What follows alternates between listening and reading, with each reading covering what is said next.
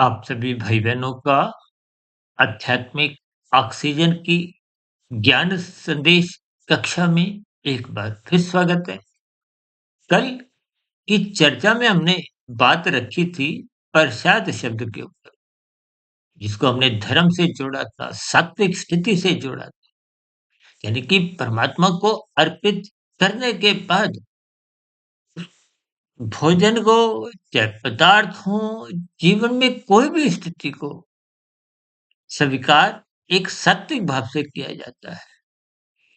जिसमें आपका हमारा जीवन धार्मिक बना रहता है। आज हम चर्चा करने जा रहे हैं भोजन शब्द पे। देखिए भोजन तो आपके हमारे स्थूल शरीर की एक आवश्यकता है। मैं भी भोजन करता हूँ, सभी भोजन करते हैं। देखिए कोई जोगी हो, भोगी हो, रोगी को भी देखिए कहीं न कहीं कुछ भोजन की ज़रूरत होती है। यानी कि भोजन एक राजसी स्थिति है, स्थूल शरीर की एक आवश्यकता है।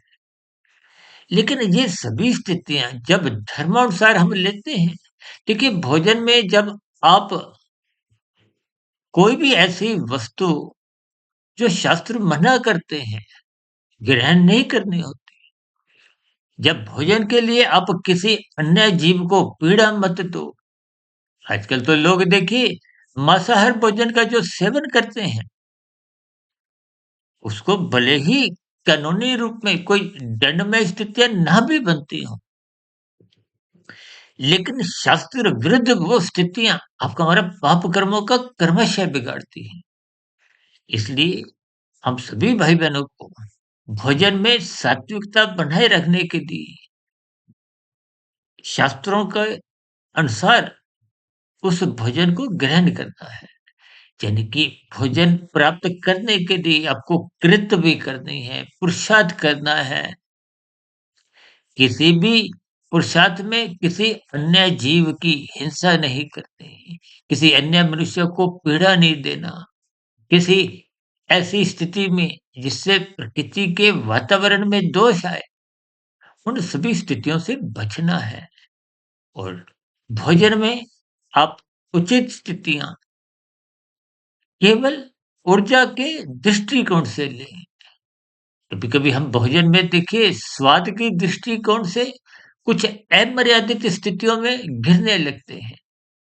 भले ही उसमें देखिए शास्त्र विरुद्ध कर्म ना भी हो, लेकिन वो राजसी स्थितियाँ कभी-कभी आपका हमारा स्थूल शरीर के स्तर पर रोगमय स्थितियाँ उत्पन्न करती हैं। यानी कि आपको हमें राजसी स्थितियों में भी स्वाद को कम महत्व देना है। इन सभी स्थितियों के भावार्थ आपको समझते हुए अपने जीवन में स्थूल शरीर को स्वस्थ रखना है, क्योंकि स्वस्थ स्थूल शरीर द्वारा ही साधना करना संभव है। हालाँकि देखिए भोजन से अधिक महत्व तो प्रसाद को इसलिए हमने कहा था, क्योंकि वो प्रसाद तभी बनता है जब पहले हम परमात्मा को अर्पित करते हैं। जबकि भोजन में देखिए आप ब्याह-शादियों में भी भोजन करते हो, रेस्टोरेंट में भी जाते हो, तो ऐसी स्थितियों में वो भोजन ही एक विशेष स्तर पर माना जाता है। चर्चा को यहीं विश्राम देते हैं। कल एक नई चर्चा एक मादक पदार्थों पे तामसी स्थितियों पर करेंगे, जो कि भोजन से संबंधित भी हैं, भोग से संबंधित भी हैं। तो चर्चा विशेष को यहीं विराम देते हैं। कल फिर मिलते हैं एक तामसी स्थितियों के भोजन के संबंधित कुछ चर्चा के लिए। तब तक सुधीर भाटिया फकीर को इजाज़त दें।